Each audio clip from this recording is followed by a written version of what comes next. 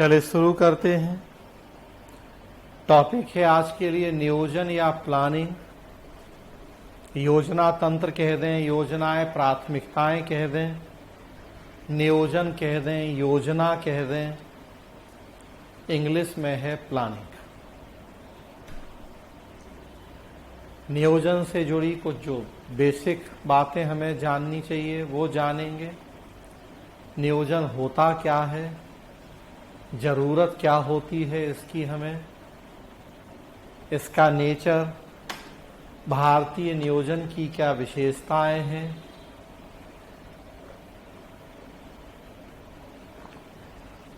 तो इन सब चीजों की चर्चा करेंगे। और फिर नियोजन से जुड़ी जो कुछ प्रमुख संस्थाएं हैं हमारे देश में, उनकी बात होगी। तो शुरुआत करते हैं। स्क्रीन पे सबसे पहले आपके सामने है नियोजन या प्लानिंग का अर्थ। सही तरीके से सोच समझकर कार्य करना। सही तरीके से सोच समझकर कार्य करना, या दूसरे शब्दों में कहें तो क्या करना है और कैसे करना है का निर्धारण करना ही नियोजन या प्लानिंग कहलाता है। सही तरीके से सोच समझकर कार्य करना या क्या करना है और कैसे करना है, मतलब कार्य करने के पहले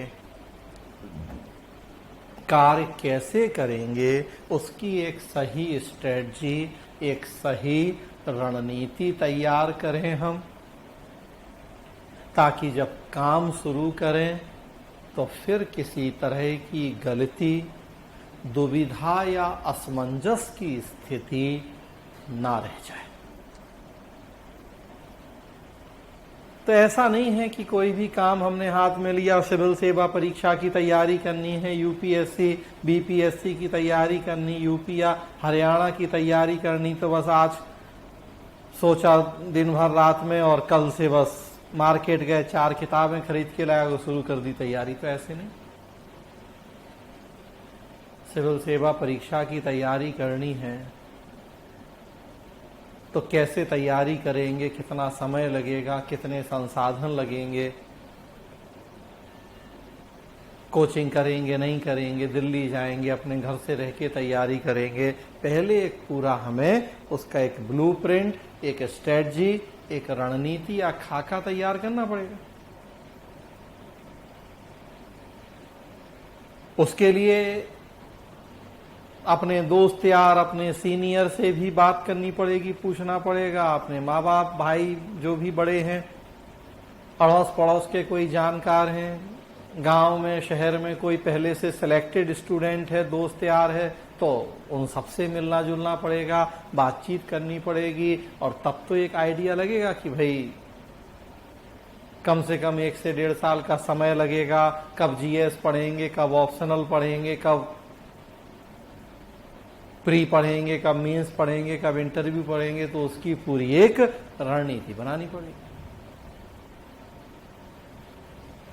खुद सोच के देखिए, एक आदमी जो बिना रणनीति के काम शुरू कर दे कि आज सोचा कि अच्छा चलो आईएएस की तैयारी करते हैं, पीसीएस की, और कल सुबह से काम शुरू कर दिया, एक वो आदमी, और दूसरा एक आदमी जिसने सोचा लेकिन कल से नहीं शुरू किया काम, उसने 1 हफ्ते का समय लिया, 10 लोगों से मिला जुला जो इस मामले के जानकार थे, उनकी राय ली, फिर शांत मन से बैठ के एक स्ट्रेटजी, एक प्लानिंग बनाई, और तब भले इसमें 1 हफ्ता वेस्ट हुआ लेकिन उसके बाद काम शुरू किया।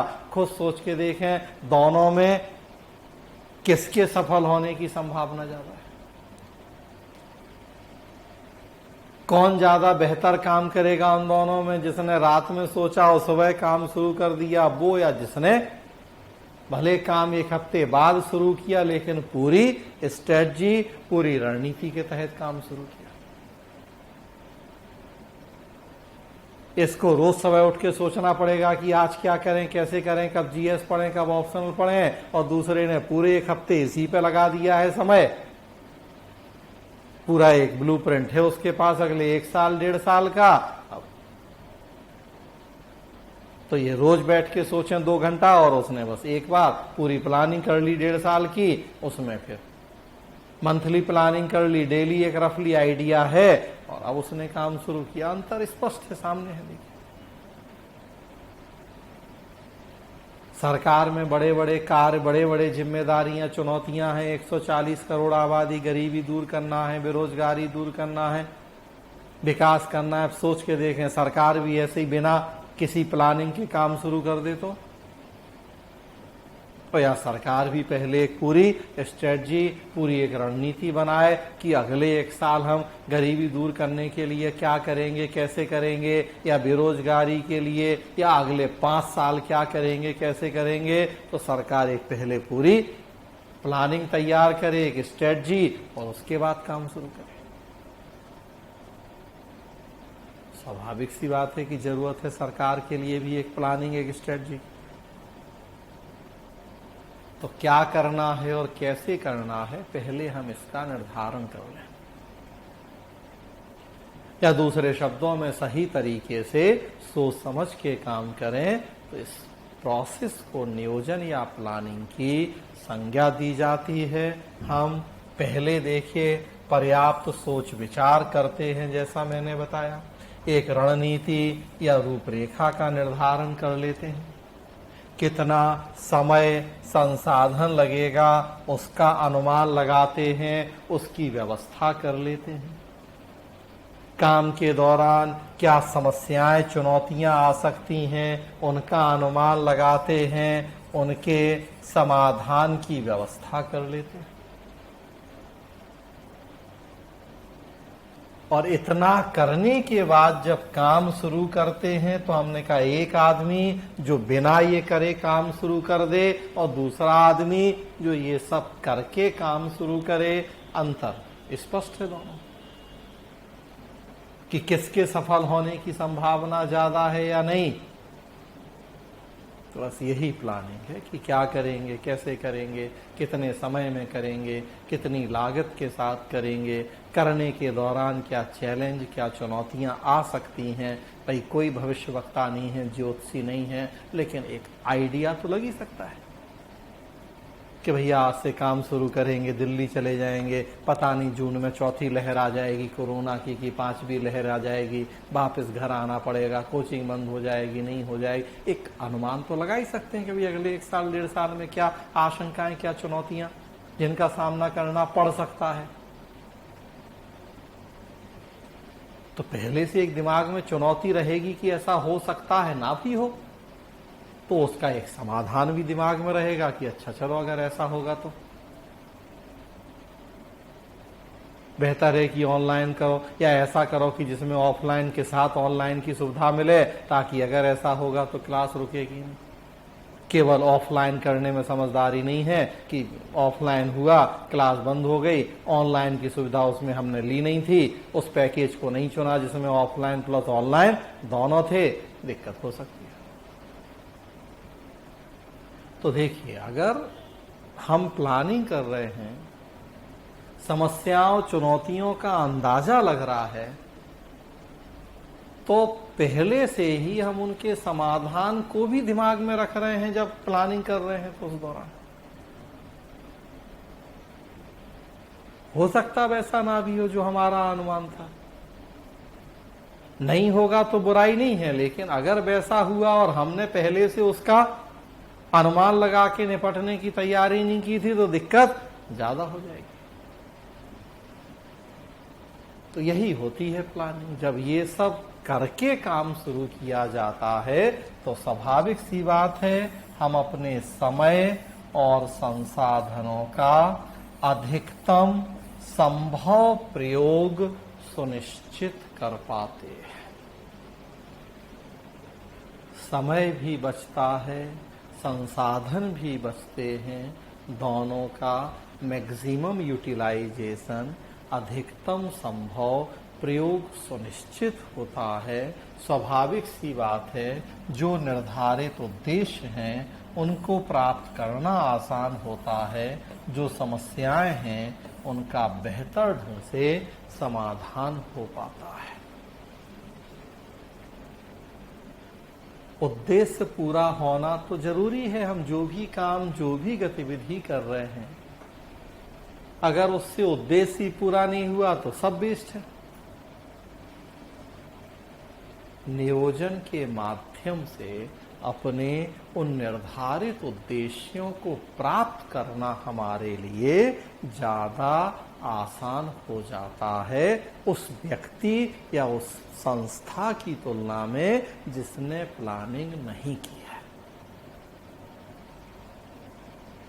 तो कर लो प्लानिंग, क्या बुराई है? क्यों कोई कमी छोड़ो कि बाद में पछतावे के अलावा और कुछ नहीं रह जाए कि काश हमने भी किया होता वैसा। तो कर लो पहले। अगर लग रहा है कि वैसा करने से मदद मिलेगी तो कर लेने में बुराई नहीं। कहा ही जाता है कि कड़ी मेहनत सब कुछ नहीं होती जब तक कि वो कड़ी मेहनत सही दिशा में नहीं की जाए। दूसरे शब्दों में कहते हैं कि आजकल हार्ड वर्क का जमाना नहीं है बल्कि स्मार्ट वर्क का जमाना है, और स्मार्ट में यही तो है सब कि कैसे कम टाइम, कम संसाधनों में भी आप बेहतर आउटपुट दे दें, जल्दी दे दें। दूसरा नहीं कर पा रहा वैसा, तो स्मार्ट में ही तो शामिल है। स्मार्टनेस यही सब तो है कि संसाधन भी कम खर्च हुए, समय भी कम लगा, रिजल्ट भी आपने अच्छा दे दिया, आउटपुट अच्छे आ गए, टाइम बाउंड मैनर में काम हो गया, उद्देश्य पूरे हो गए, जो समस्या थी उसका हल हो गया। अब उसमें आपने टेक्नोलॉजी का यूज किया या और जो भी वो सब। तो नियोजन उसी स्मार्ट वर्क, उसी सही दिशा के निर्धारण में महत्वपूर्ण भूमिका निभाता है। और इसीलिए चाहे व्यक्तिगत स्तर की बात करें और चाहे संगठन या सरकार के स्तर की, नियोजन की बहुत आवश्यकता होती है सबको। काम करने के पहले यह तय कर लेना कि हम क्या करेंगे और कैसे करेंगे। अगर हम भारत जैसे विकासशील देशों की बात करें तो हम देखते हैं कि भारत जैसे विकासशील देशों में समस्याएं बहुत व्यापक और जटिल हैं। दूसरे शब्दों में कहें तो दुनिया की शायद ही ऐसी कोई समस्या है जो हमारे देश में मौजूद नहीं है। जो ट्रेडिशनल समस्याएं थी वो तो हैं ही सब, गरीबी, बेरोजगारी, भुखमरी, असमानता, पानी, बिजली, सड़क वाली जो समस्याएं परंपरागत थी वो सब तो हैं ही। जो आजकल की नई समस्याएं हैं, वो साइबर क्राइम हो, वो आपदा हो, वो पर्यावरण हो, वो अंतरिक्ष हो, वो परमाणु ऊर्जा, वो सब भी हमने सबसे पहले ले ली है।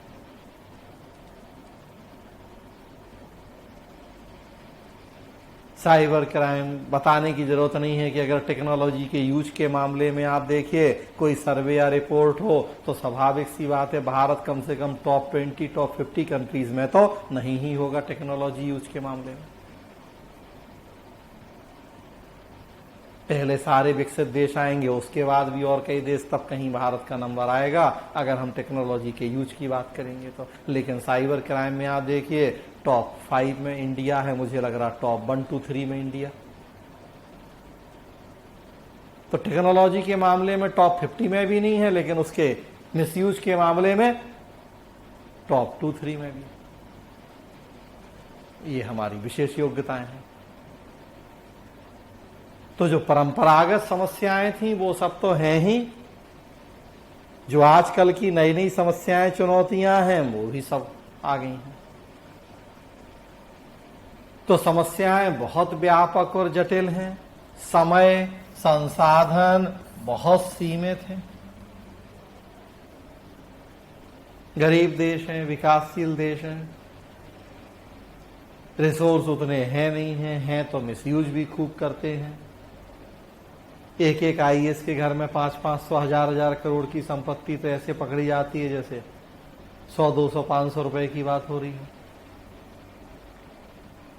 तो समय नहीं है, संसाधन नहीं है, कम है, समस्याएं बहुत व्यापक जटिल हैं, दुनिया भर की समस्याएं विद्यमान हैं। ऐसी स्थिति में तीव्र गति से जनता के समावेशी विकास को सुनिश्चित करना है, लोक कल्याणकारी राज्य समाजवादी समाज की स्थापना करनी है, विकास प्रशासन को मूर्त रूप देना है।